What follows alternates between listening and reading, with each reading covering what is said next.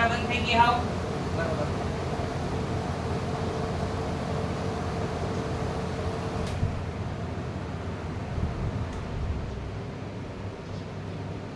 બીજી શું તકલીફ છે કમર દુખે લાવ બળતરા બંધ થઈ ગઈ એમાં કમરનો દુખાવો બંધ કરી દેવી દુખે તો કેજો ખોટું નહીં બોલવાનું બિલકુલ સારું લગાડવાની મનાય છે સત્ય બોલવાની છૂટ છે અહીંયા બોલવાનું તો થાય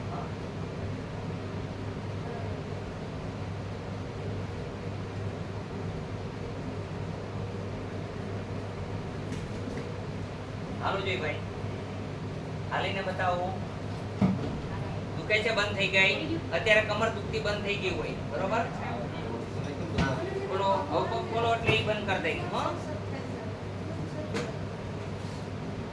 પગ ખોલો આખા નીચે બેસી જાઓ તમે નીચે બેસી જાઓ દવા લગાડી ને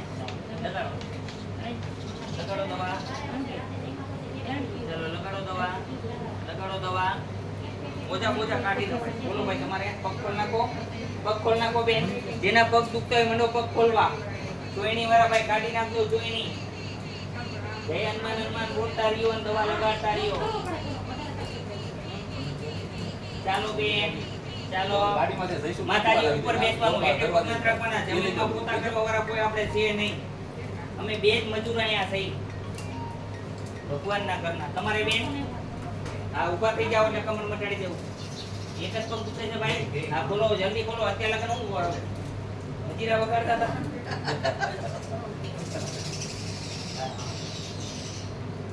ચાલો મંડો લગાડવા ફટાફટ એટલે બધાયનો વારો આવે અહીંયા હનુમાનજી મહારાજ રોગનો ઉપચાર કરે છે બહુ ઘસવું નહીં ખાલી લગાડી દેશો તાત્કાલિક હાજા થઈ જશો હા હા તમે ડબલ લગાડી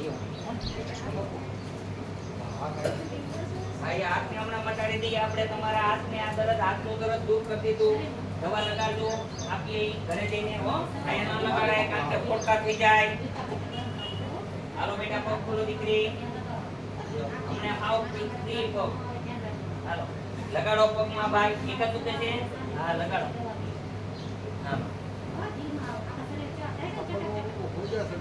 હા વજા ઉતરી જશે અડધર વાળું દુખ આ બેવું ને કાઈ નહીં મજા કરો આયા હનુમાનજી બેઠા આ ઈલાજ કરતા ડોક્ટર હનુમાન છે હું તો ખાલી એનો નોકર છું તો નોકરી કરું એ મને કે એમ કહી દો જાવ મેન ડોક્ટર હનુમાન બાપા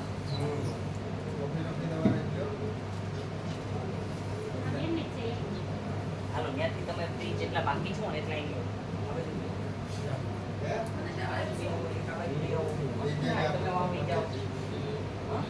તમે હું આપણી બાજુ તમે બેને વધારે બેસી જાવ છો અહીંયા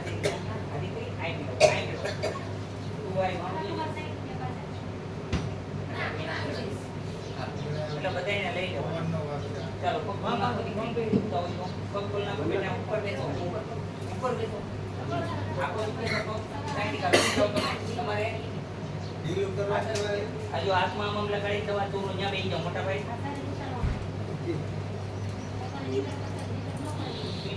તમારે બેન ઉભા થઈ જાઓ પગમાં પેટમાં આ બે જાવ ને ભાઈ બે જાવ ને લેડીઝ માટે તમારી માયું છે ખોટા વિચાર શરમ કરે શરમ નહીં કરવાની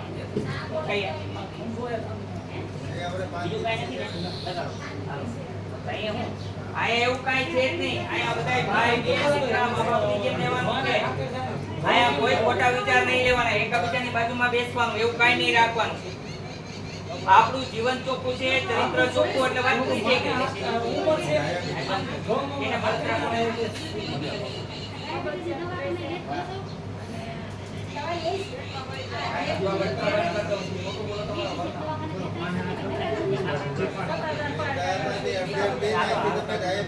વિદેશથી આવે તમે હતાદારથી આવ્યા ને અહીંયા વિદેશથી હોત આવે હા તમતારે બેસ એમાં કોઈ મોટી વાત નથી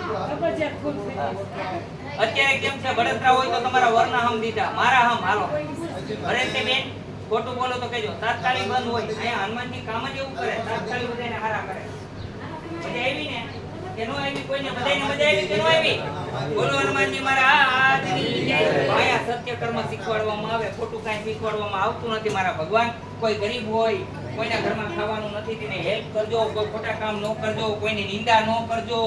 હા, કોઈ પ્રગતિ કરતું હોય તો જોઈને રાજી થવું. અદેખાઈ ઈર્ખાઈ ન કરવી તો તમારી 4 ગણી પ્રગતિ થશે. પણ ઈર્ખાઈ અદેખાઈ કોકની કરશો તો આપણને પનોતી લાગી જશે. એટલે કોઈની ઈર્ખાઈ ન કરવી, કોકનું સારું કરવું હો ને. સત્કર્મ કરો, ધર્મથી શ્રેષ્ઠ કર્મ છે. લગાડો માંગો.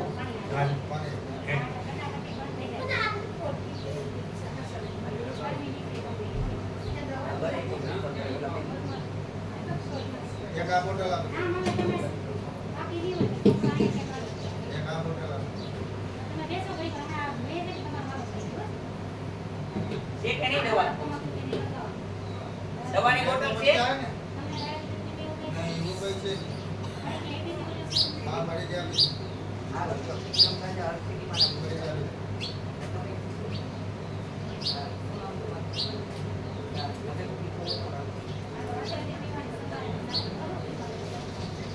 બાકી તો દયા તો થોડો મગજ તીખો થઈ જાય કે હા, બે નથી. બાકી આપણે ભેગા કરીએ. આપો હોય તો આપો, આપી દે કોઈ કાંઈ સારો. ન થાય. મને કેમ કાંઈ ન થાય? તમારે તમારી કેટલી જણા આવે તો તમને બેસી જવું જોઈએ. કઈને હાથમાં લઈ લો. હે? તો પછી આપણા હાથમાં છે બધું. કેમ રહેવું કેમ બેસી નહીં. જવું જોઈએ. કોઈ બેવડા વાળો દીકરી ઈશ્વરે શીખવાડ્યું છે કે તમારે કેમ રહેવું તમારી માથે ડિપેન્ડ કરે. તમે ખુદ એક ઈશ્વર છો. રામકૃષ્ણ મહાવીર ખુદ આજે અહીંયા જઈમાં ઉપરથી ટપકતા મેં જોયા નથી. સારા કર્મ કરો તો તમે પણ એક દેવી છો. સજાવટ ન કરો શરીરની, અંદરથી આત્માને સ્વચ્છ બનાવો, પરિશુદ્ધ બનાવો આત્માને. અર્જુને પૂછ્યું ભગવાન કોને કેને શુદ્ધ કરવું? કે આત્માને પરિશુદ્ધ કરો. આ શરીરને ગમે એટલું સજાવો ને કુંદન મારશે કરી દે. ભલે માછલી અંદર હોય ને ત્યાં સુધી બાયણે નીકળીને ગંધાય ને એમ આપણે ગંધાય છે. આપણે જોતા નથી ને એટલે આપણને એમ થાય માછલી ગંધાય છે, તમે ગંધાવ છો. જો તો ખરા કે બાજુવાળાને પૂછવું, આમ વાત કરતો ને આગો રે શ્વાસ ગંધાય છે.